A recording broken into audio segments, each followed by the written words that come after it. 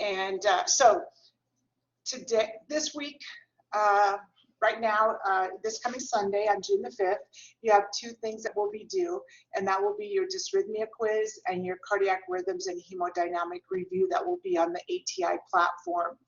The following week, or next week, I should say, we will have class on Wednesday at our regular time.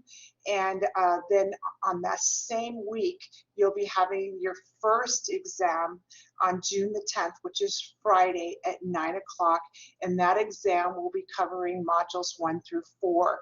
Earlier today, I did post the blueprint for exam number 1. So as you know, the exam will be on campus at your designated location. We will be using ExamSoft, and you'll be able to download your exam by on June 8th prior to Friday. So please, I always like to encourage you to do that immediately so that you don't forget and then you get to the exam and you can't download it. So when it opens on June the 8th, you'll get an email. So please take some time on that day to download your exam so that you're ahead of the game.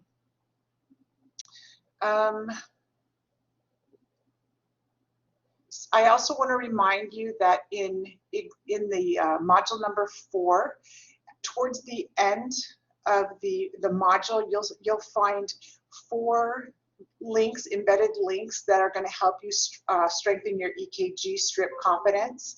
So I would, if you haven't already looked at that, I would encourage you to look at that after you feel comfortable with being able to identify the rhythms, and that way you can utilize that to test your knowledge. So that is open and available for you. Any questions? Yes, sir. It's me, it's ma'am. Sorry about that. No, it's okay. My question is, we just need to learn the basic rhythm, or we going advanced like the AB blocks rhythm? We need to know those too. There are going to be 10 rhythms, and you know what? In my slideshow, I have all the 10 rhythms that I want you to be able to recognize for S1. So that's a great question. So it's going to one like a normal sinus tag, or we going like a 1st degree, 2nd degree, 3rd degree? We go over those too. On the junctional rhythms, you will not be required in this course. That will be an S2 to identify AB block 1 and 2, but you will need to identify the complete heart block, which is 3rd degree, because that is a lethal rhythm. So in this course, you're going to be I want you to be able to recognize normal from abnormal, and to know some of the basic rhythms and also the deadly rhythms and the shockable rhythms. So that's what we're doing here. So basically, we're going to be covering like 10 rhythms. So we're not going to get too deep in the weeds. One of the things I want you to know is that when you leave this course, you are going to be in no way an EKG expert. You're going to have the basics down. And that's what NCLEX expects of you. They expect you to have the basics. Nobody expects you to be an expert. It takes a very long time, and it takes repetition and exposure repeatedly for you to be able to quickly identify a rhythm. But what's important is that you know the difference between obviously normal sinus rhythm and asystole and anything in between, that you recognize that there's a problem, and that then you compare that to how is your patient tolerating that change in rhythm. So that's going to be super important. But that's a great question. Anybody else have a question before we get started? So I do.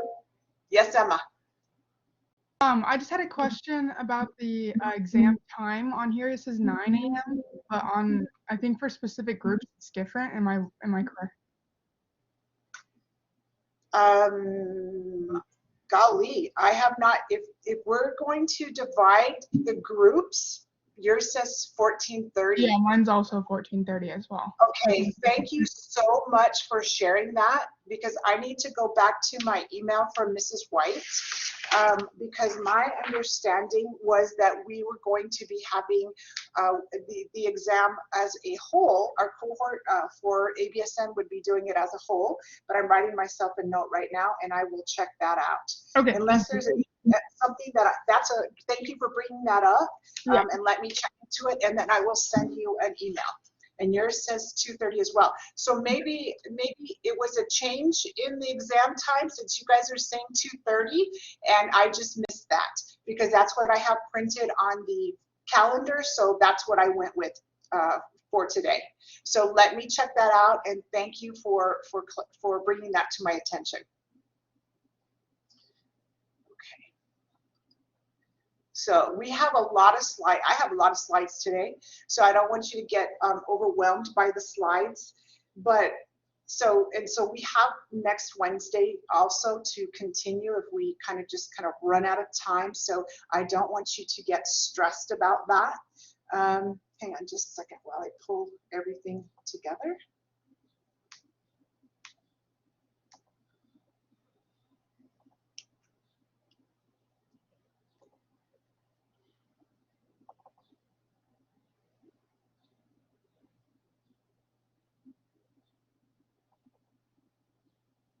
Okay. All right. So as I told you before, today we're going to be talking about the electrical conduction of the heart. I want you to be able to differentiate between normal and abnormal, and I want you to be able to identify some of the basic rhythms as well as the deadly rhythms. And so, you know, it's extremely important to be able to identify that, because that's a critical role in patient care. And as I said, you're not going to be an expert. There's no way you're going to be an expert. But here we're going to be looking at things like normal sinus rhythm and asystole for sure, and the Brady dysrhythmias, the tachydysrhythmias, and the deadly dysrhythmias. So the things that are going to be shockable and things like that. So we're going to talk a little bit about the basics, because you need to know the basics, or be refreshed in the basics, so that you can understand actually what's happening in each of these dysrhythmias, as well as what kind of maneuvers or what kind of drugs are we going to be using, and treatment plans are we going to be using on these patients. So I want you to be thinking about the 4 properties of heart cell conduction. So this is important because we have to be able to have this conduction pattern to be able to initiate contraction, and to be able to send the impulse, and to be able to stimulate those ventricles to contract. So what is automaticity? Who can tell me what automaticity is?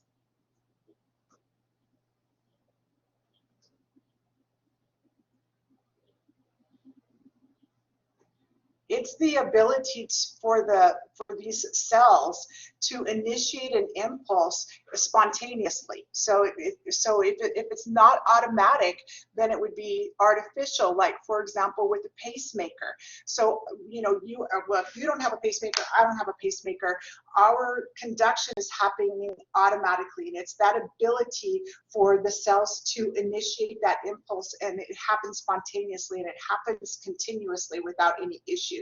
So excitability is the ability of those cells to be excitable, to be polarized, so that there is stimulation along the tract. And then we have to be able to conduct that cell stimulation, so that we can conduct that impulse along the membrane in the way in which it's intended to go, so that we can generate a mechanical response to that impulse, which in this case is going to be ventricular contraction. So one thing that you need to understand is, that this should be automated, and this is driven by our autonomic nervous system. So we're talking about the sympathetic and the parasympathetic nervous system here. Nobody wants to think about those kinds of things, but they're super important, because things like the vagus nerve. The vagus nerve, do you guys remember what the vagus nerve is and what it does? What does the vagus nerve do for us?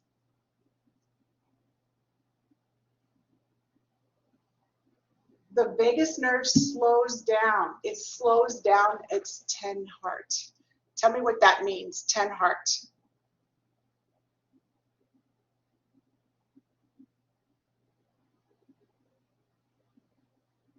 The vagus nerve is going to slow down the firing of that SA node, and it's going to slow down the impulse conduction of the AV node.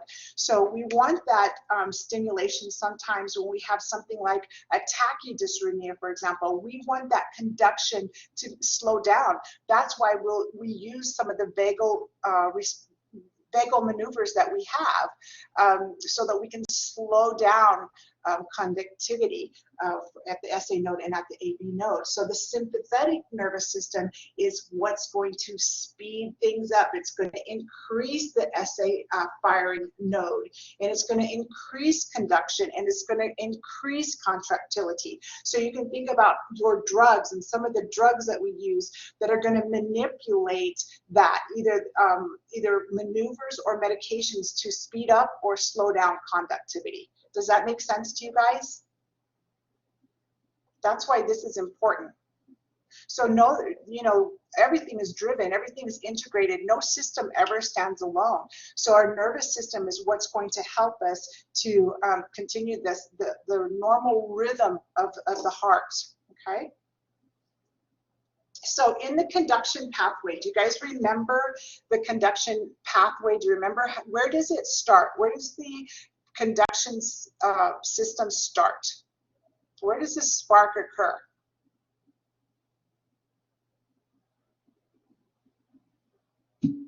Yeah, the SA node, right? It starts in the SA node. So we have a bunch of a cluster of highly specialized and sensitive cells that are located in that right atrium. And that is where that SA node sits. It sits in the right atrium. So that is where it's the natural pacemaker of the heart. That's where the first spark should occur. And then after the SA node fires, where does it travel to?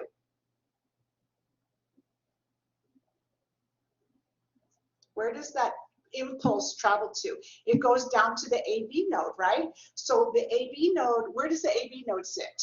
Where does it sit? Not at the apex. Good, but not at the apex. It sits at the junction between the atria and the ventricle. Okay, so it sits in that junction right there. So we're talking right now, we're still in the atrium, so we haven't moved down to the ventricles yet. So the spark starts here in the SA node. It travels, it's going to travel, and it's going to travel down to the AV node. Where does it go after that? Where does that transmission go? Think of your electrical cord when you're going to turn your lamp on. It goes down to the bundle of His, right? It goes down to the bundle of His. What happens after the bundle of His? Okay, so it terminates in the Purkinje fibers. But one thing that I want you guys to remember, there you go, Elizabeth, is that at the bundle of His right here, this bundle is going to bifurcate. So it's going to break off into two different cords, if you will, and it's going to travel to the left and to the right side of the heart, and that impulse will terminate at the Purkinje fibers and start all over again. So that's what I mean by being automatic or automaticity. It's continuously happening. So this is important when we talk about the branches, because sometimes you'll hear your patient will be diagnosed with a right or a left bundle branch block. And that is what that will mean, is that there's some kind of blockage that's happening down the bifurcation of the bundle of His. Does that make sense to you?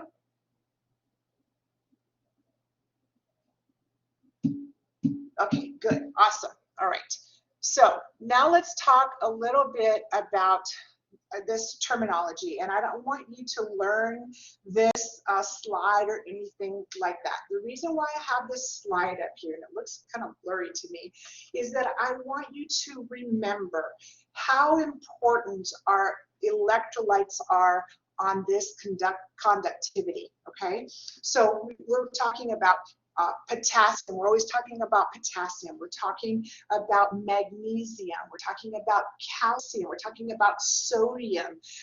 Those cations are really important for the movement of that electricity repolarization and depolarization. So when we have an imbalance, and we know, and I want you to know backwards and forwards what happens when we have a potassium, either a hyperkalemia situation or hypokalemic situation. So we know that these imbalances can be very, very detrimental to the effects on the heart, and they can cause a dysrhythmia, an arrhythmia, or a cardiac arrest. So it can be very life-threatening for patients. So it's important for you to know that these cations play an important role in cardiac conduction. So let's talk about the dysrhythmias. Okay, so what is a dysrhythmia?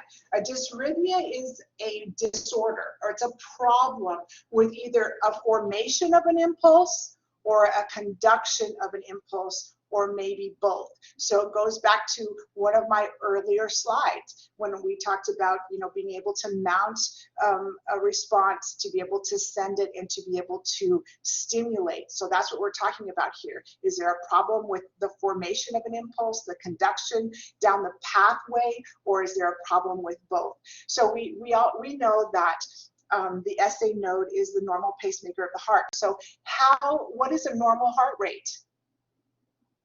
What's a normal heart rate? 60 to 100. Okay, so we know that when somebody's in normal sinus rhythm and they have a heart rate between 60 and 100, we know that we can be very safe in knowing that that impulse is being generated from the normal pacemaker, the SA node. If we have failure of that SA node, it doesn't mean lights out and everything fails. We have a backup plan. And so we have secondary pacemakers. Now, they're not as efficient as the SA node, but nonetheless, they're still going to keep things moving. So if your SA node fails, the spark will be generated at the AV node. So what happens to heart rate if we start utilizing these secondary pacemakers? It's going to drop. So do you know what the heart rate is if we use the AV node? Do you know what the heart rate will be within? 40 to 60. And as we go down the pathway to the bundle of His, the bundle of His is about 40 to 60, but once it bifurcates, it's going to drop down to 20 to 40, and the Purkinje fibers are going to be 20 to 40.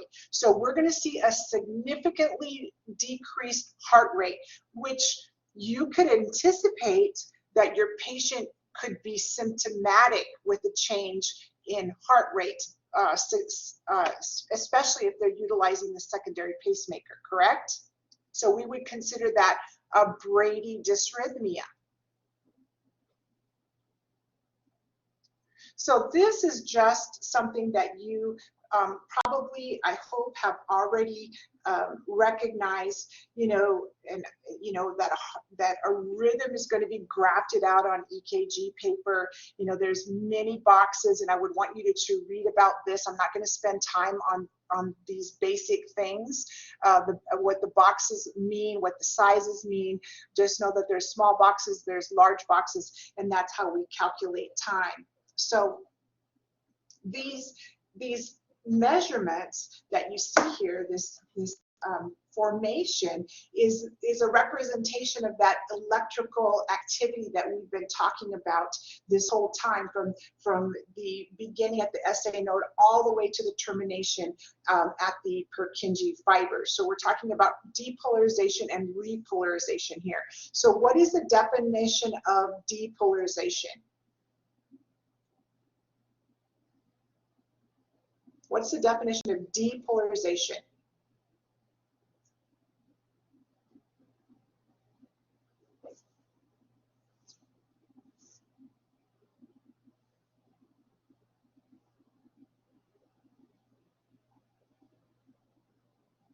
Well, what's the definition of repolarization?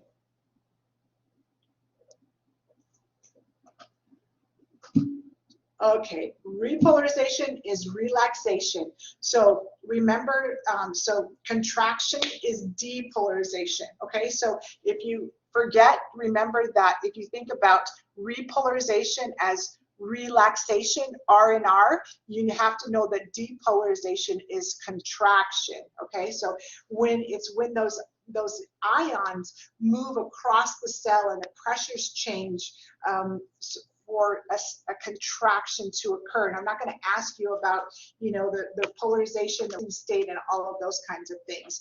So here, these are numbered for you. So what is number 1? What would we call this right here? What is this? What is this wave form?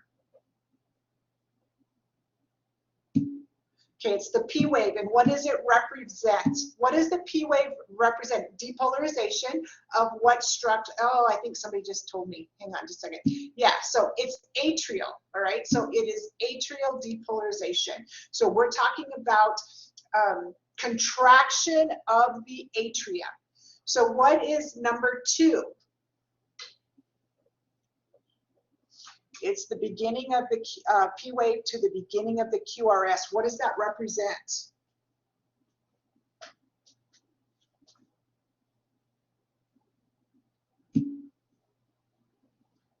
Repolarization. So it's the time right before ventricular depolarization. So it is that time. It's the time that it takes for that impulse to travel through the whole system. It's from the beginning to the end. Okay, so that's what that means. So it is that time frame of electrical activity that occurs right before ventricular contraction. Okay, so what's number 3 then?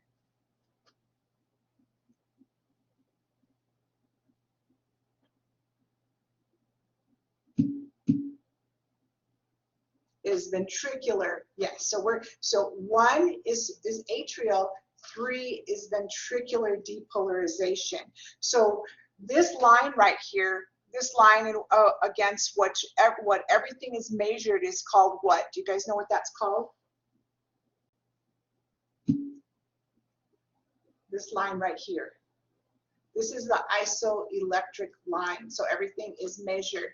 So we have P and then we have Q, which is negatively deflected below that isoelectric line. We have the Q, which is positively deflected, and the S that is negatively deflected, okay? So that's what you're going to be looking for with your QRS complex. Now what is number 4 then? What do we define number 4? The ST segment, and how is that significant? What is the significance of the ST segment?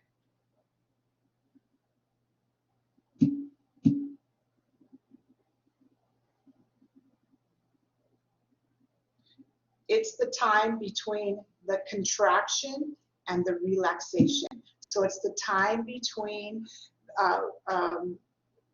repolarization or depolarization and repolarization. Okay, so very good. So the ST segment is important, and we always are looking for the ST segment in conditions like MIs, for example. What is the T wave? Oh, I already told you that this one is number 5 is the. I already told you it's the T wave, right? So what does the T wave represent? Atrial repolarization, right? So the ventricular repolarization. So the T wave is ventricular repolarization, okay? It's ventricular. So everything in front of the Q is atrial. Everything behind the Q is ventricular. So we have ventricular depolarization here and repolarization at number 5. So this is depolarization, this is repolarization. And of course, we always focus on the ventricles, right? Because not that the atria is not important, because those are the 2 chambers that are going to push blood down to the ventricles, and that is equally as important. But we know that the ventricle is what feeds the rest of the body, so we're always looking at that. And then we have the QT the QT interval also, which is the beginning of the QRS complex all the way to the end of the T wave. So we're always looking for that too, because we have many drugs that can affect the QT interval. So this is important for you to understand what all of these things mean. The isoelectric line, everything should be, how it should be deflected on the isoelectric line. So the next slide that I have for you, I want you to recognize that here, I want you to know that the PR interval is 0.12 to 0.2 seconds in length. That's a normal PR interval. So, you know, when we're talking about NCLEX testing, you need to know the basics, as I told you, of EKG and the common variations. So remember that the P wave reflects atrial activity, the QRS complex, and the T represent ventricular activity, okay? And then the next slide is going to be the QRS complex, and that is ventricular systole, or depolarization. And so it's the normal for that is 0.08 rather to 0.1. Okay, so anything greater than 0.12 is considered to be prolonged. Questions so far? We're going to start getting into the weeds here in a minute. So this is your 12-lead EKG, all right? So you have different types of monitoring. So if you're on a telemetry monitor, it's not a 12-lead EKG, it's one view, okay? And usually it's a V2 view. So that's when you like run a strip. Like if you've been in ICU, or you've been in telemetry, or you've been in the emergency room and somebody's being monitored, you don't see this whole entire 12-lead EKG, you just see a sample of it. Does that make sense to you? So when a patient has a dysrhythmia, in order to evaluate it completely and properly, you need a 12-lead EKG. And so the 12-lead EKG, you know, gives us information about things like cardiac structural problems, or conduction issues, or some kind of a damage, like if there's an ischemia, like this, if there's an infarction, or maybe an electrolyte imbalance, which if we think, or a drug toxicity, or something that's affecting, you know, the length, for example, like I told you, like the QT interval. So we usually use that to really take a good look at someone's heart. So, you know, when we do a 12-lead EKG, you're looking at it in different views. There's 12 different views that you're looking at. And I'm not going to ask you what view you're looking at, but I want you to know that some of the leads are having you view the heart frontally, and the other leads are having you view it horizontally. Okay, so that's what's important about it. And one of the most important things for you to know is that as the nurse, if you are in telemetry, ICU, ER, anywhere where your patient is on a monitoring system, whether that's in an individual monitoring system or central monitoring, if they have a dysrhythmia, or they have a change in normal sinus to a dysrhythmia, one of the things you need to anticipate is that you need to get a 12-lead EKG, so that the provider, well, of course you need an order for that, obviously, but you know you should anticipate that order, because that's how they're going to determine what's actually happening with this patient. Okay, so there's a difference in how we monitor these patients, and this is quite difficult when we're talking about the views and what we're looking at with the positive and the negative leads. So this is something that is above your pay grade at this particular point, but I want you to know and to be aware of the difference between telemetry monitoring and a 12-lead EKG. So what are we going to be doing here with our patients? Let me move the slide. So we're going to be talking about how are we going to assess. And remember that assessment is always the first thing that we do when we are evaluating patients. It's the first piece of the nursing process. So we need to interpret the rhythm and assess the clinical status of our patient. So remember that even if we see an abnormal rhythm on the monitor, we need to assess the clinical status of the patient. We don't ever nurse the monitor, we nurse the patient. Some people have a higher tolerance for changes in their EKG than do other people. Is your patient hemodynamically stable? Because that's going to guide, and it's going to drive the interventions that are going to happen for your patient. And then we have to, once the rhythm is identified, one of the things that you're going to be looking for is the cause, because that is a priority. So you can think about, you know, if your patient is in sinus tach, what is some of the most common things that could be causing your patient to have an elevated heart rate? What are some of the common things that we know?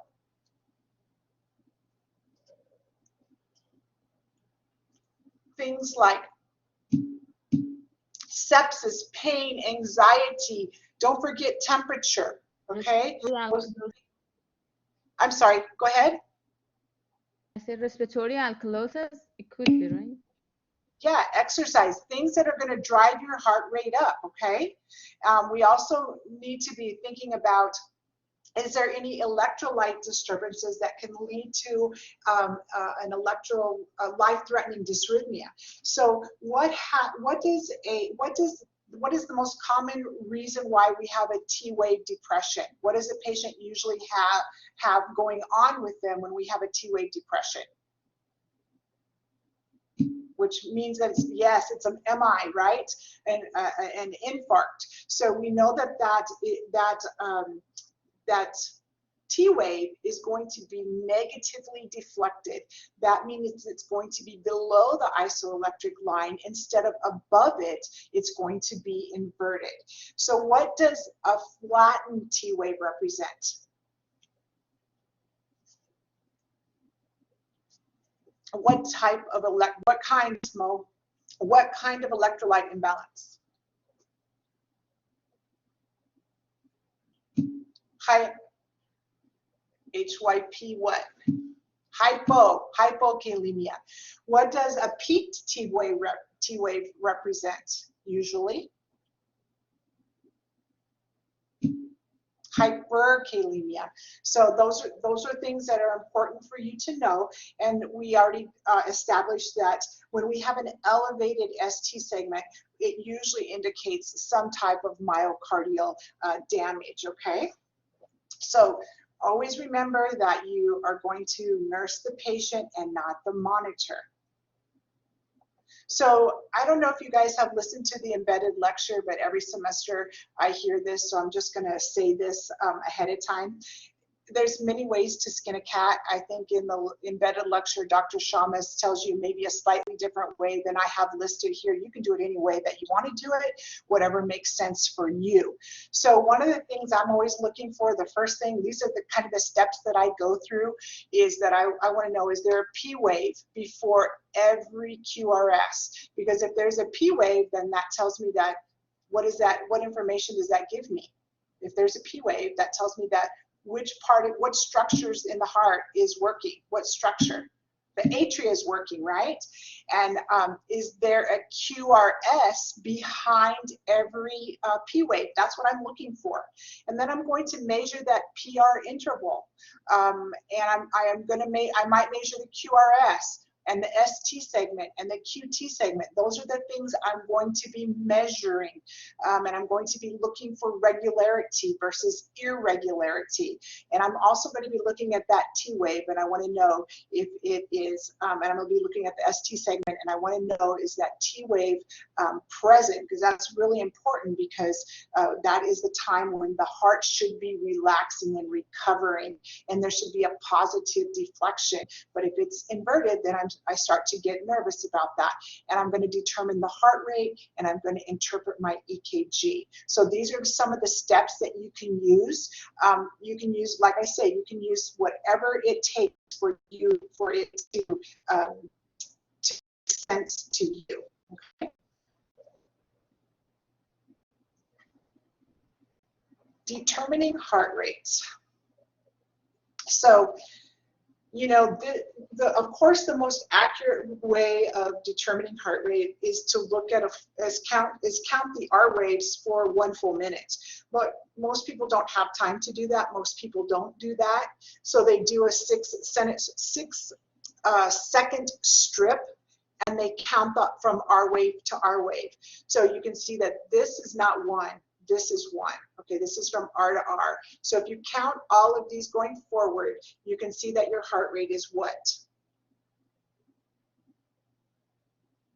What's your heart rate here? Yeah, it's 70. Okay, so it's 70. So that's within the parameters of 60 to 100. So this is a normal heart rate. And you can also see here that it's regular like rain, right?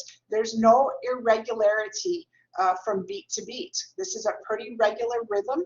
There's a P wave before every QRS, and there's a T wave that follows that QRS complex, all right? So that is a pretty good looking strip to me. Okay, a nurse is monitoring a client who is on telemetry. Which of the following findings on the EKG strip should the nurse recognize as normal sinus rhythm?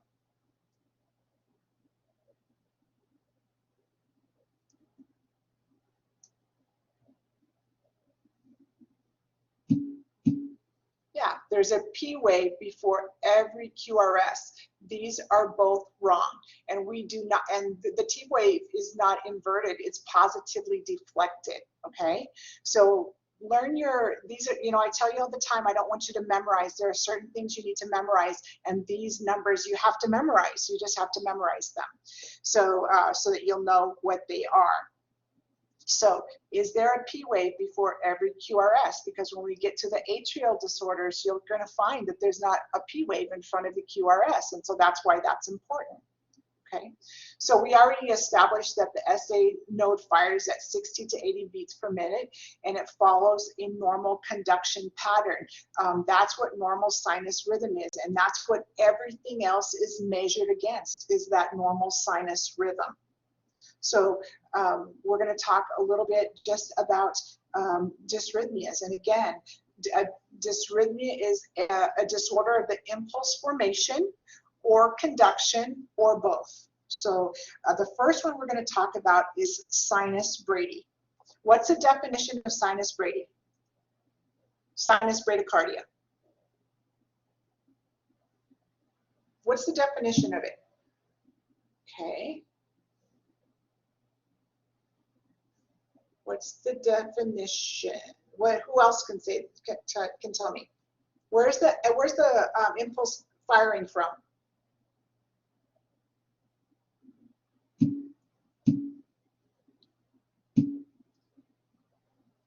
Which node? So you guys say AV node. It's actually firing from the SA node. Okay, it's sinus. It's sinus, okay?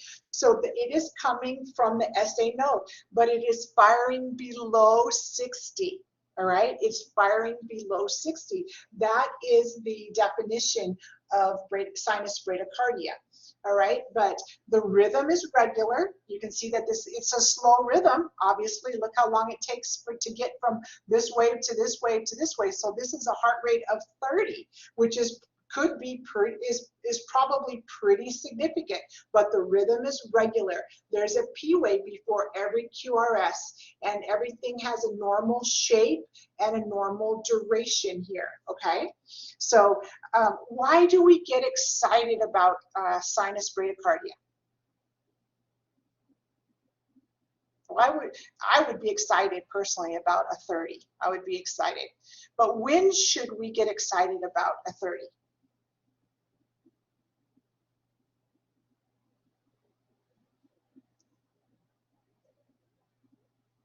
Remember, we're not nursing the strip, we're nursing the patient. So when would you get excited about it? You're going to get excited about it when your patient is symptomatic. When your patient is symptomatic. So what are some groups of people that may have a low resting heart rate?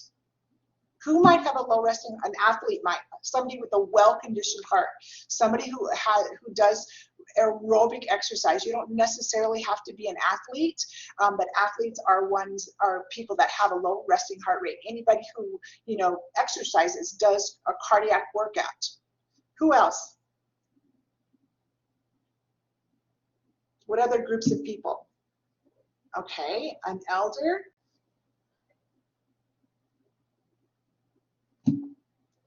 Carly, I like that answer. Somebody that is on certain drugs. And what drugs are you thinking about, Carly? Beta blockers, because they are a beta 1, right? One heart. They affect heart rate. What else affects heart rate? What other drugs? When we're sleeping, definitely it'll drop, right? Definitely when we're at rest. And ACE, how about a calcium channel blocker? A calcium channel blocker will drop your heart rate, and it's used calcium channel blockers are used quite often. So can digoxin, very good, all right? And certain opioids and benzos, yes. But here, and they can drop it. I'm not going to tell you that they can't, but they certainly can, but I'm specifically thinking about beta blockers and calcium channel blockers for a significant decrease in bradycardia. I'm going to tell you guys something. It's important for you to make sure your patient's symptomatic. I guess it's been about 18 months. It was about 2020.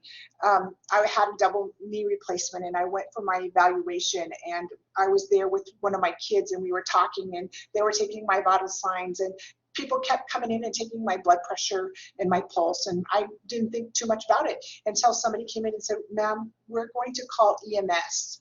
I was like, "What do you mean you're going to call EMS?" And they were like, "Well, your heart rate is 42. And I was like, and so, it clicked. I mean, I was like, 42, really? I'm asymptomatic, but I was 42 because I do aerobic exercise, but that is not why my heart rate was 42, but I was on a calcium channel blocker. I was on extended release, a whole bunch of it twice a day. So don't get too excited about it unless your patient is symptomatic. And you'll see that these patients will come into the emergency room and they'll have had syncopal episodes, for example, all right? So these are the kinds of people, and we've already talked about it, things that are going to cause a response to the sympathetic nervous stimulation and certain drugs, so the Valsalva maneuver. And then there are certain disease states. So the one that comes to mind is hypothyroidism, and you guys should remember that because we will be talking about endocrine disorders when we get to the end of the course, and this will become important. So hypo and hyperthyroid, what are the effects that profoundly can have on the heart? Anybody that has increased intracranial pressure can have a sinus bradycardia, and somebody with an inferior MI may also be bradycardic. So the thing that you have to remember is you're going to be looking for the source, the reason, and whether or not your patient is symptomatic versus asymptomatic. So when they're symptomatic, what happens to them? What will you see? How will they manifest? What's the presentation?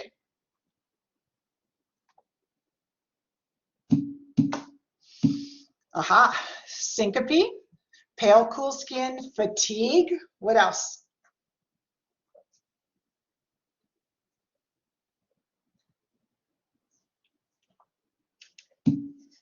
Decreased LOC, can be decreased LOC, confusion, disorientation.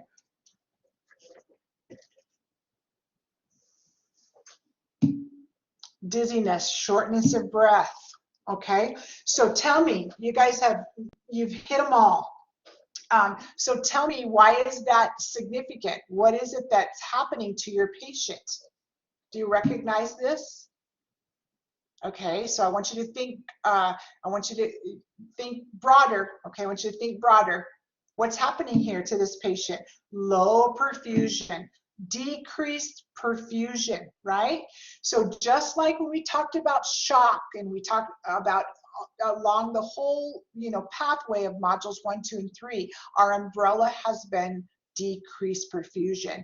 So if your heart is not pumping fast enough to meet the demands of your body, you're going to be symptomatic. And that's because you're going to have a decrease in stroke volume, or more important, a decrease in cardiac output. All right, so your patient will will present like this. So what are you going to do to treat them? How are you going to treat them? What medication can you give them? What's the first line drug of choice?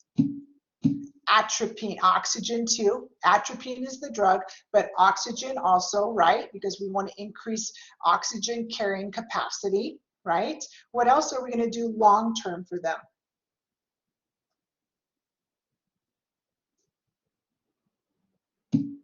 A pacemaker. We're going to implant a pacemaker. All right.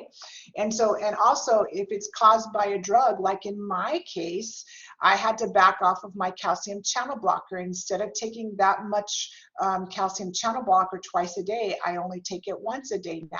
So, and my heart rate is above 60. So if you might be your patient might be being overdosed. So we need to be looking at that cause and remove any offending cause that we can identify.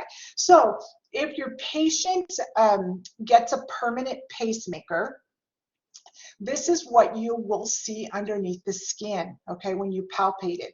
And you can get this confused with a portacath, for example, but this is kind of what it will look like for you. You'll be able to see it and you'll be able to palpate it. And it will change the markings on your EKG strip, right? How will it change it? How will it change it? How will the markings on the EKG? There'll be a spike. So wonder if that spike comes before the P wave. What does that tell you? It's going to be a vertical spike before the P. Okay, so yes. So if there's a vertical spike before the P wave, that means you're being paced atrially. If there's a spike before the QRS, what does that represent?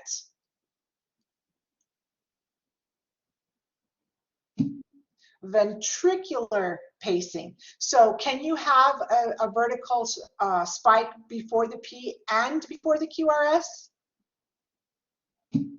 Yes, you can. All right. So you can either be paced atrially, ventricularly, or in both structures. Okay, just know that. So that's important for you to know.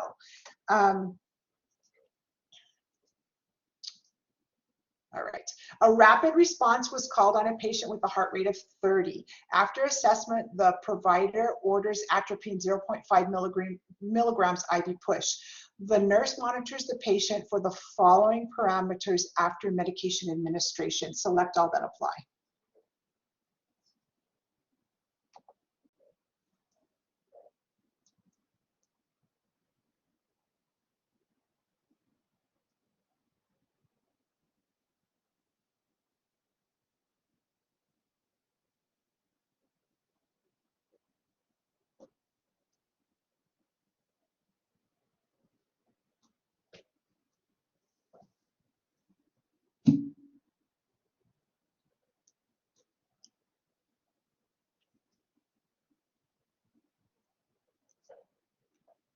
Does everybody agree that all of the answers, it's 1 through 5? Do you all agree with that?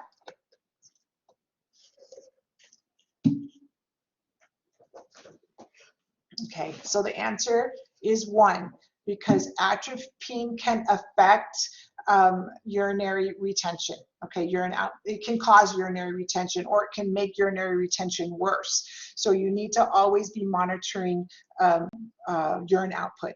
Number two, definitely you need to be monitoring heart rate because it's going to increase their heart rate, right?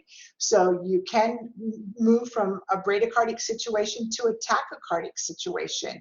And then the last answer is number four, it can cause constipation. So it's not pupillary constriction, it actually can cause pupillary dilation, all right? It can also cause palpitations, dry skin, thirst, tremors, fatigue. So look up atropine and the side effects of atropine and know what you need to be monitoring with regard to atropine, because that's the drug you're going to be giving patients that are have symptomatic bradycardia.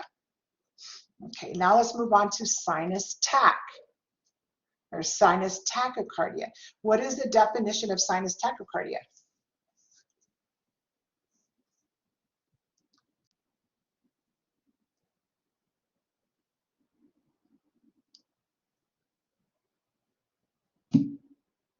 Heart rate over 100, right? A heart rate over 100. So 101 to, we say 200 beats per minute, right?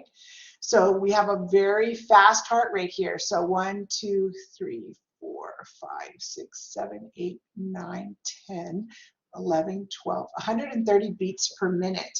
So do you guys know at what rate the heart has to beat to affect cardiac output, where you have a significant change in cardiac output? It's 180 beats per minute, okay? So this is sinus tachycardia. We have a heart rate that's over 100, okay? And it's between 101 and 200 beats per minute. Okay, so here are some of the causes of sinus tachycardia. We could have a problem with the vagus nerve. We could have vagal inhibition, or we can have sympathetic nervous stimulation.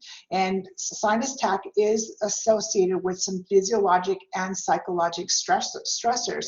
So things like exercise, or fever, you can have a tachycardia, and definitely hypotension, right? Because hypotension, the compensatory mechanism is for the heart to increase, heart rate to increase. Also anemia, when you are hypoxic, your heart rate can climb up. Hypoxia, anemia, hypoglycemia will also cause an increase in that heart rate. And certain drugs. So I want you to be thinking of what are some of the drugs that you can think of that might increase heart rate. Some of them are over the counter, some of them are illicit, some of them are drugs that we use for rescue. Epinephrine. So think about our patients that have anaphylaxis or have a serious allergic reaction. When we use the EpiPen, we know that that's going to increase their heart rate. So epinephrine for sure. Diet pills, definitely diet pills. What else? What do we use for colds or sinus issues? That's now monitored. You can't get it. You can't get it without, yeah, Sudafed. Sudafed's the one I'm thinking about. Caffeine is also another drug that can cause you to have a high heart rate. Also theophylline. So your patients, especially your PD patients who have asthma, they might get theophylline or Theodore, or hydralazine is also a drug that increases your heart rate. What about when you're in the unit and you're giving Levophed or norepinephrine? Know that even though you're trying to increase somebody's blood pressure, one of the side effects of those drugs can be tachycardia. So there's over-the-counter stimulants, there's stimulants that are prescribed, and there are things that we do every day, like drink coffee or have some other kind of physiologic or psychological stressor that can cause us to become tachycardic. Now, the problem arises when we when it gets so high that our heart rate gets so high that we exhibit clinical manifestations of hypoperfusion. And it's going to be the same thing that we've been talking about, what happens to our patients when they're hypoperfused.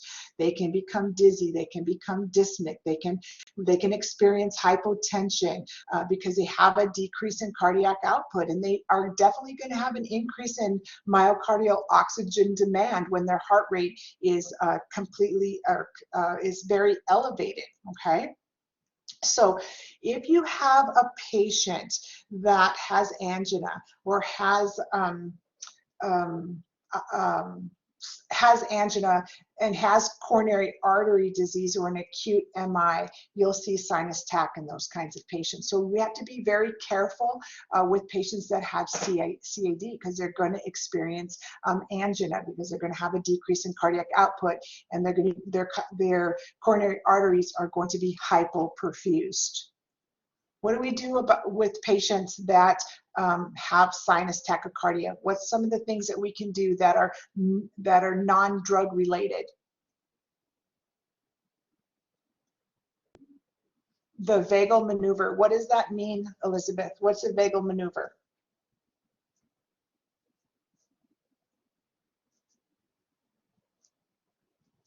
Who can tell us what a vagal maneuver is?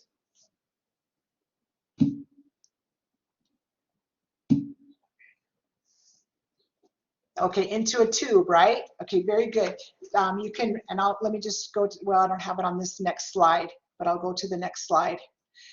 So the vagal maneuver, it's bearing down, okay, bearing down. So I always think about it when I talk about having a bowel movement. That's vagus nerve stimulation, bearing down. Somebody who's delivering a baby, that's a vagal nerve stimulation, okay? But blowing through into a tube is also a way to cause that to happen as well. Also, like, you want to, your treatment is going to be guided by the cause. So for example, if your patient has a fever, you're going to try to bring that fever down. If your patient is in extreme pain, you're going to treat the pain. You're going to do whatever it is that you can do to try to bring that heart rate down. Now, if you're unable to do that, then you're going to use a beta blocker. You might use something like metoprolol, and remember that beta blockers end in LOL. So it's going to, if you give a beta blocker, it decreases the heart rate and it decreases the myocardial oxygen demand too, because you're decreasing the heart rate. Questions about that? Questions about sinus tach? You're going to see this often. Your patient's going to be in normal sinus rhythm. They're just going to have an elevated heart rate. In sinus bradycardia, your patient's in normal sinus rhythm. The rate is just below 60, but it's a regular rate. And the same thing with sinus tach. It's above 100, but it's regular in rhythm, okay? But not in rate. So now we're going to move on to SVT, okay? What is SVT?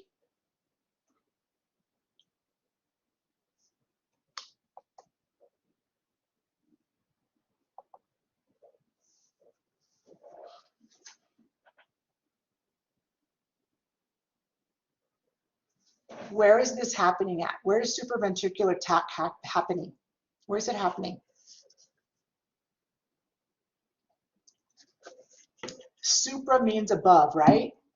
So it's a super fast heart rate, and this dysrhythmia is happening above the ventricle, supra, above the ventricle. So it's happening anywhere above the bundle of His, all right? So there's ectopic foci, meaning that there's other highly electrically charged tissue somewhere in the system above the bundle of His, and it's causing all kinds of problems.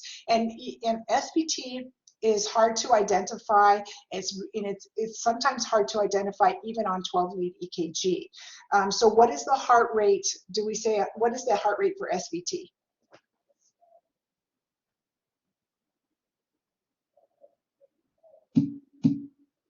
Yeah, greater than 150, somewhere between 150 and 220.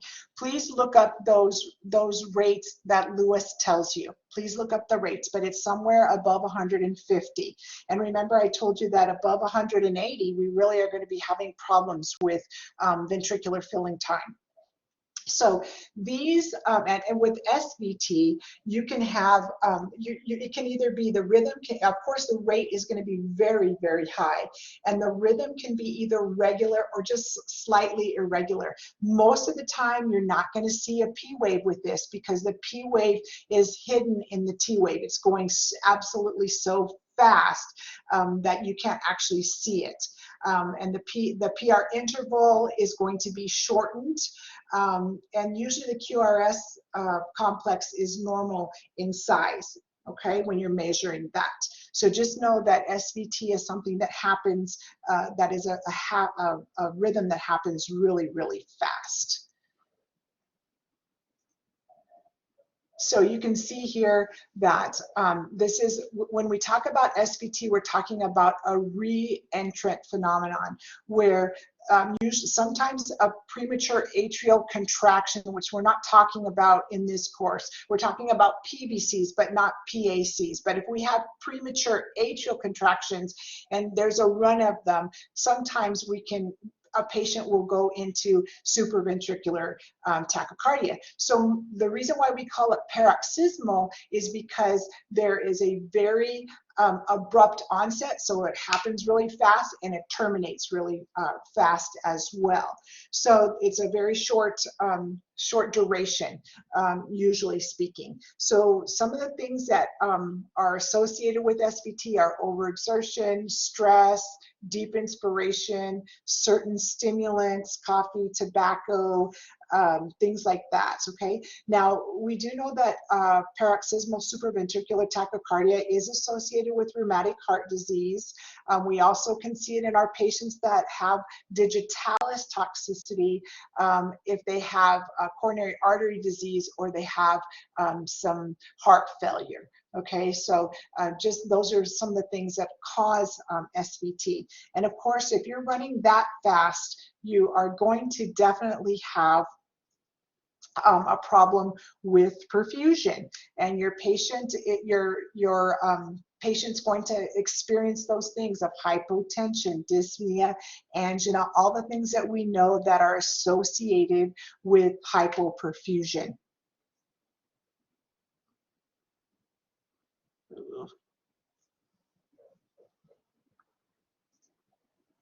Okay, so this is the treatment for SVT, and we've already gone over some of those things. So vagal stimulation, and there is an example of, I don't know who put it up here, but this is an example of somebody blowing into a tube.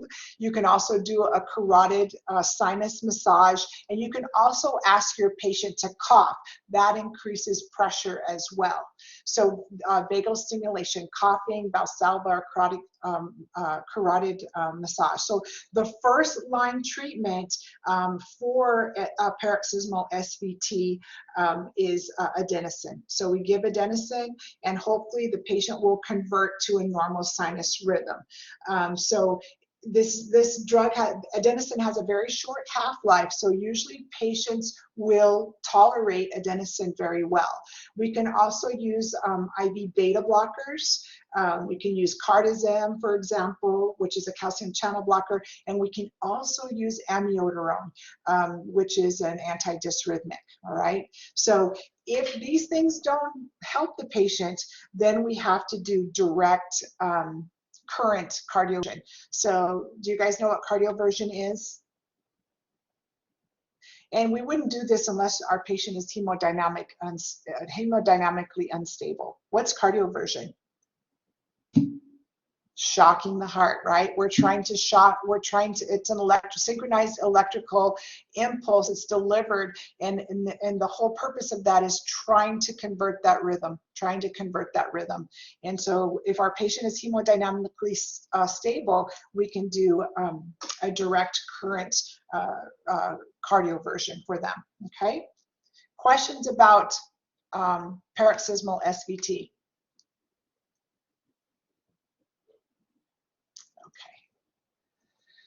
A nurse in urgent care is assessing a client who reports a sudden onset of irregular palpitations, fatigue, and dizziness. The nurse finds a rapid and irregular heart rate with a significant pulse deficit. Which of the following dysrhythmias should the nurse expect to find on EKG? What do you think you're going to find in this type of a patient with these complaints?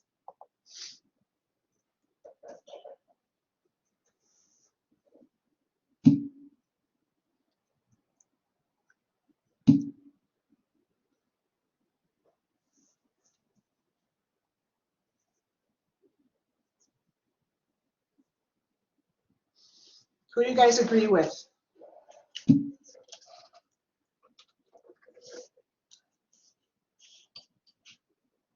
So you are correct. It is 2 because it's AFib, and the caveat here is irregular. Okay, it's irregular. In sinus Brady, your patient is going to have regular. Okay, so this is atrial fibrillation. Patient, and so we have atrial fibrillation, and we have atrial fibrillation with a rapid ventricular rate. Okay, so there's different types, if you will, of atrial fibrillation. But atrial fibrillation is one of the most common atrial rhythm disturbances that we have. And of course, it's where we have additional electrical tissue that is found somewhere in the atria, and it's usually around the pulmonary veins. Okay, that's usually where it is, but the rhythm is very disorganized. It's not going down that normal pattern of conduction that we've been talking about. It's jumping over to that electrical foci, and it causes a disorganization, and it causes the atria to quiver. They're firing really, really fast, and so they really don't have an effective contraction. They're just sitting up there and they're quivering and they're firing sometimes around a rate of about 300 times per minute, which is going to affect fill rates. So usually your patients that have, let's see, I don't know what's on my next slide. Let me see what's on my next slide before I go off onto a tangent. It's totally disorganized. So your rate can be very, very high. What was I was gonna ask you something and I don't know what it was. So what is missing? What is missing in a patient with atrial fibrillation? On your strip, there's going to be an absence of a P wave, right? It's going to be because that thing is going so fast that it cannot be picked up on the EKG strip, all right?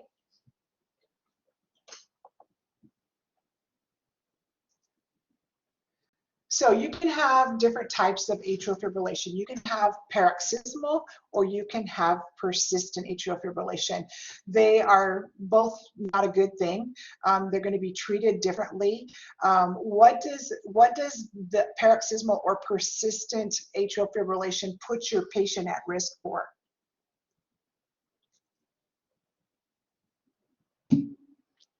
A stroke. Okay, and why are they at risk for a stroke or for clots? Because the heart is beating so fast, so it can't feel. Okay, it can't fill, and that blood is just pooling there in the atria, right? And it's kind of stagnant, if you will. It's not moving down to the ventricles, so it becomes stagnant. So it has an opportunity to coagulate up there in the atria. And you know, blood is getting down to the ventricles, just not a whole bunch of it. So sometimes those clots will move with the contraction down from the atria down to the ventricle, and they will be thrown out of the aorta. And so what kind of stroke would your patient experience? What kind of a stroke would that be?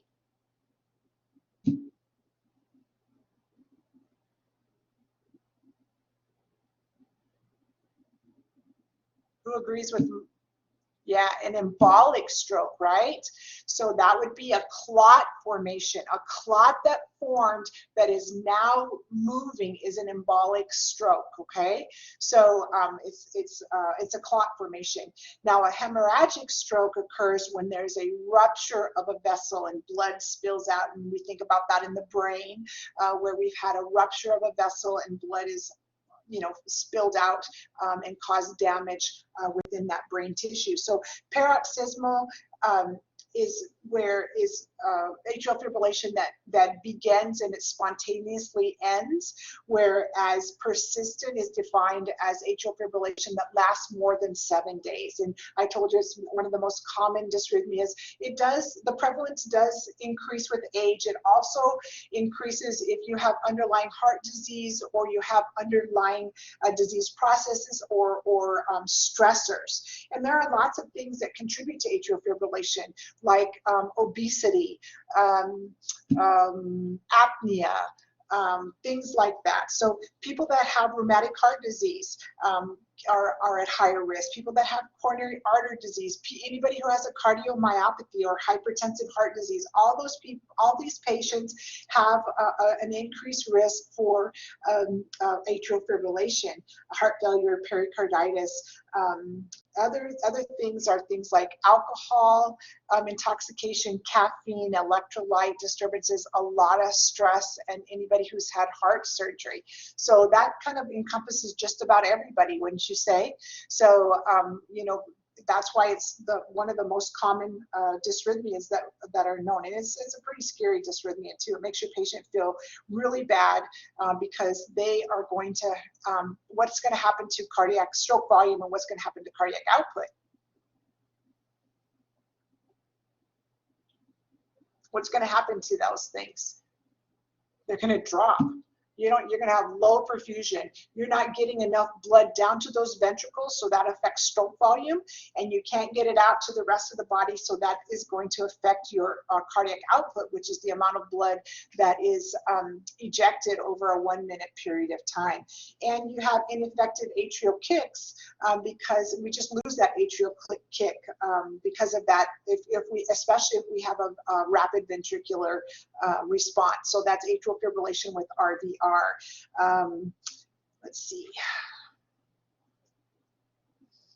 Okay, based on the nurse's interpretation of this rhythm strip, the nurse recognizes the patient is at risk for developing, you should know this because we've already talked about it.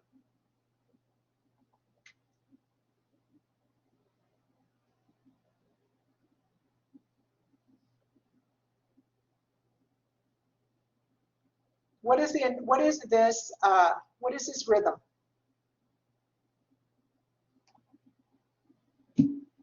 AFib. So what's your patient at risk? Yeah, your patient's at risk for an embolic cardiovascular accident or a stroke. Okay, correct. Very good. Okay, so how are we going to treat these patients? How are we going to manage them? What are we going to do for them? What do we want to do?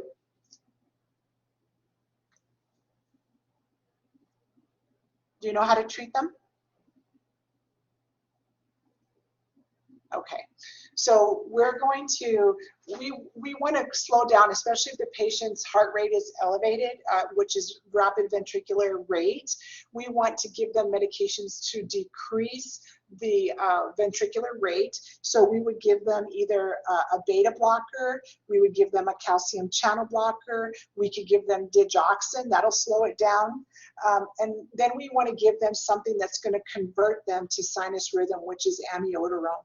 That's the most common one, and amiodarone. So a lot of these patients, when they are medically treated, when they're treated with drugs, they're treated for rate control, and they're treated for rhythm control. So we use amiodarone to get that, to convert them and keep them in sinus, and we're going to use a beta blocker or a calcium channel blocker to improve their rate, all right, to decrease their rate. Now, if they are persistent, so you're not going to cardiovert a patient that is paroxysmal atrial fibrillation, because they're going to go in AFib and they're going to spontaneously resolve that. But somebody that's persistent could have electrical cardioversion, so that we can try to convert them with an electrical management, just like we already talked about, to try to reset, if you will, the rhythm from atrial fibrillation to a normal sinus rhythm. And sometimes that works and sometimes it does not work. Sometimes it'll work for a short period of time. And then, you know, I've seen patients have multiple cardioversions. And then if it doesn't help them, then they're going to end up having some kind of an ablation. So these patients should be on, I'm going to just tell you that not all patients will be on anticoagulation, but for our purposes, we're going to say that they're going to be on anticoagulation. What kind of anticoagulation do you think that they're going to get?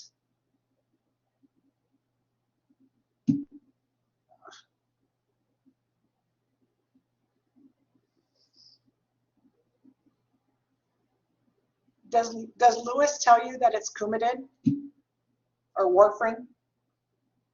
Does Lewis tell you that?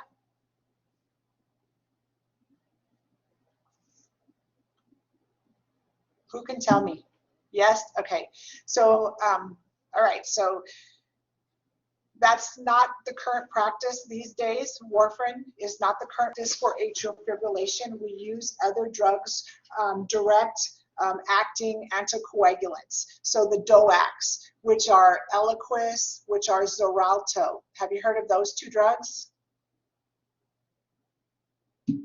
Okay, those are the drugs that are going to be used for atrial fibrillation these days, okay?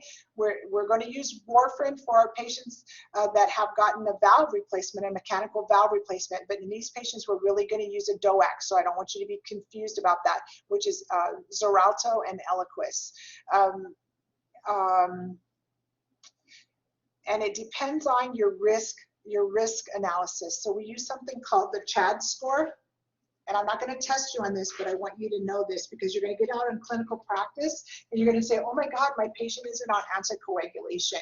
So based on a patient's CHAD score, we'll determine whether or not they need an anticoagulant.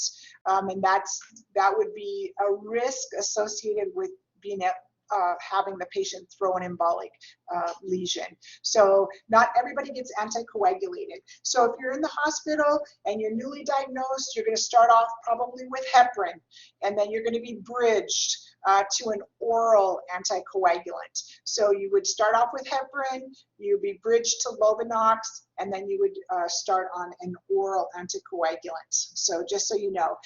And then if you want something, you know, if none of these things work, if the electrical cardioversion doesn't work or medical management doesn't work, then we're going to do a radio frequency ablation, which is becoming more and more common. And it's where they go in through the femoral artery or the radial, but usually the femoral, and they go up into the heart. They map the heart out. They're looking for that electrical foci, and they're going to ablate it. They're going to heat it up, and they're going to try to stop the current from moving over to those excitable cells. So basically, they're burning them. That's basically what they're doing, okay? And cryotherapy is obviously the opposite. The Mays procedure is using freezing, okay, is using cold therapy to try to burn that electrical tissue, okay? Questions about management of AFib? An ICU nurse receives a 57-year-old Caucasian female with a BMI of 32. That's a pretty high BMI. She has a history of sleep apnea and asthma with a new onset atrial fibrillation with a rapid ventricular rate.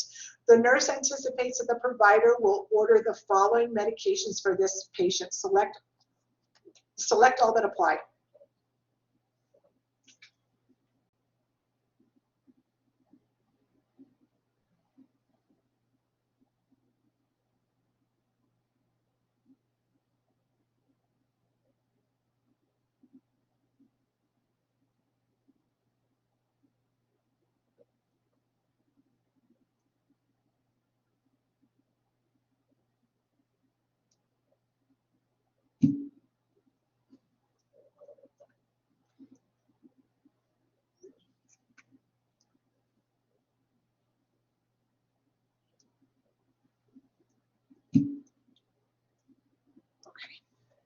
I would agree. What do you guys agree? I see these same two people always answer. I want everybody to be thinking.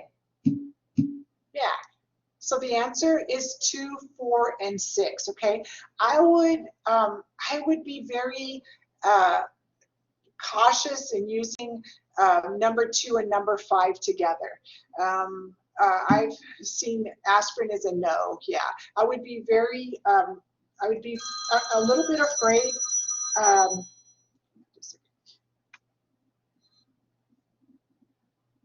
Hang on, let me just shut my phone up. I would be very afraid to use it, but definitely 2, you want to be thinking about somebody, this is a high-risk patient that would need anticoagulation. We could use metoprolol, but one of the things we would use this cautiously with this particular patient. What in her medical history makes you want to use this cautiously? Yeah, she's got asthma. And why is that significant, Mo? It can cause a bronchospasm. So what might be a better choice?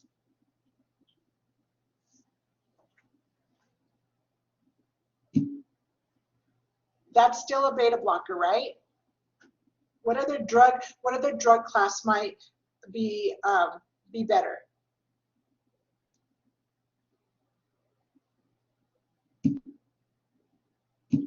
Calcium channel blocker. That would be a better a drug choice. Okay. And then also amiodarone, right? Amiodarone, because this is going to be for rate control. This is going to be for rhythm control, all right? And then heparin is going to be used for control, hopefully decrease the risk of a stroke, all right? Let's do PVCs, and then we'll be done for today, and we'll finish up next Wednesday, because I know that it gets very overwhelming for you. Okay, so PVCs. This is a contraction that comes from an electrical area, which we call ectopic foci, all right, within the ventricle. So now we've moved we've talked pretty much about the atrium. Now we're going to be moving down to the ventricles. So it's a premature expression of the QRS complex. That's the definition of it. Let's see. So you're going to have a complex that is going to have a shape, a QRS complex that's going to have a shape distortion. So you usually see that as a wide distortion. And then you can have different appearing PVCs as well. So unifocal means that they all look the same. So they're coming from one area of foci. That's what that means. Multifocal means that there's PVCs, but they look differently, and they're coming from different areas of foci. And then we have bigeminy, which is there's a PVC every other beat, and trigeminy is a PVC every third beat, and then there's a couplet where you can see 2 PVCs that come together. Any questions about that?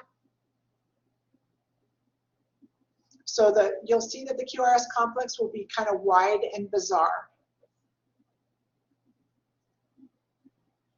And here's just an example of what this is what a PVC kind of looks like. Here is your couplet. Here is your bigeminy, and then this is your trigeminy, okay? So I just want you to be able to kind of see what that might look like for you.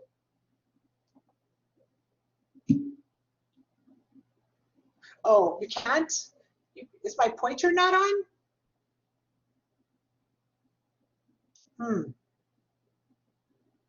Interesting. Wow, this whole time I've been pointing to you thinking that it's on. Hang on. I don't know. They've updated this, and I don't know where my pointer is. So you can't see my arrow right now that I'm pointing to? No. Okay. So when you get a chance, just I'll send you this PowerPoint presentation. Just look at this slide a little closer, and they're all marked here. I know you probably can't see it, but you can see that they're all marked. There's a couplet, there's VTAC, there's RNT, there's bigeminy, and there's trigeminy. So it's all on this particular slide.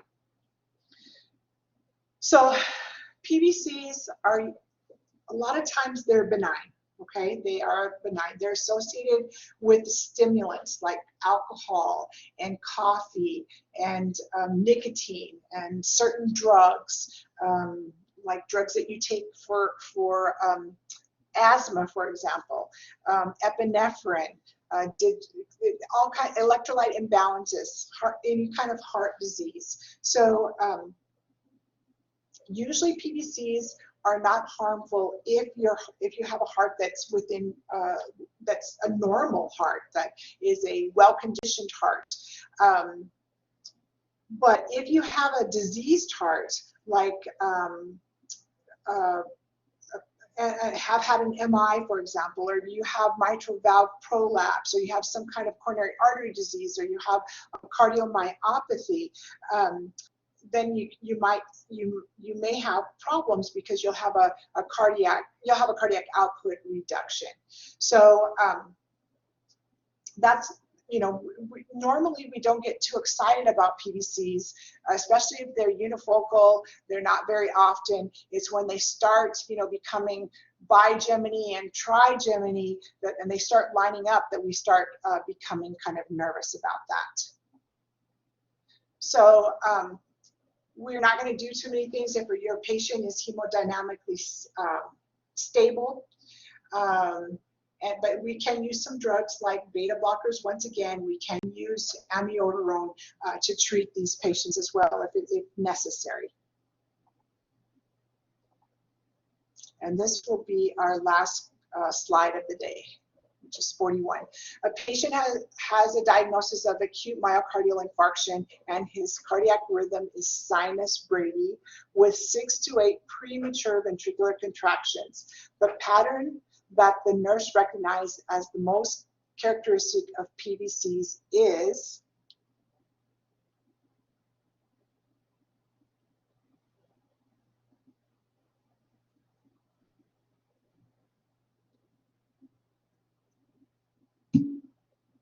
it's C. So it's C. It is a that QRS complex is going to be wide and distorted. So let me see if I can go back here. So if you look on this first slide, or this first strip here, I know you can't see where I am pointing, but you can see that, oh gosh, take a look at it. It's labeled as a PVC. All right, so you're going to see that the QRS complex is wide and bizarre. So take a look at that. Take a look at that, and look in your textbook and look at what a PVC will look like. The QRS complex is going to be wide and weird looking, okay, distorted. So that's going to be all. I've already kept you on today for an hour and a half. This is some heavy duty material. We're going to pick up, we'll pick up next week with ventricular tachycardia. We'll go down that pathway all the way to asystole, and then we will be done with module number 4. Do I have any questions before we go today? I have a question. Yes, Mo. So I thought a wild distorted QRS is a VTAC or a VFib. Well, we're going to talk, we'll talk, so in VTAC, they are, I'll show you, let me go back to my slide. Because I thought like a inverted T wave is a PVC. No, not an inverted T wave. No, we're talking about a premature ventricular contraction. So contraction would be your QRS, right? Yes. Yes, QRS. So when we talk about, did you say VTAC? Yes. Okay, I'm going to show you what VTAC looks like before we go today. So your VTAC is going to look like this. It's going to look like mountains. It's also bizarre. It's very bizarre looking, but it's very different than a PVC. Okay, but this is what VTAC looks like. It looks like mountains to me. That's how I always remember it. Yes. So, Professor, I know it's going to be for next Wednesday, but can I ask you in advance, can we give the asystole shock? What do we do with asystole first? CPR? CPR always first, right? Now, Yeah. when you watch Grey's Anatomy, you're going to see them come in and shock the patient. But in asystole, we have no ventricular contraction. We've got to move that. So we're going to start with CPR. We got to have some kind of a rhythm to be able to shock it. So, but we shock the VFib. Yes. Yeah, got it. VFib. Okay. So remember that VFib is, you have to defib. VFib is defib. So you're going to defibrillate a VFib. Perfect. Thank you so much. Oh, you're welcome. You're welcome. Thank you guys for participating. Any other questions before we go today?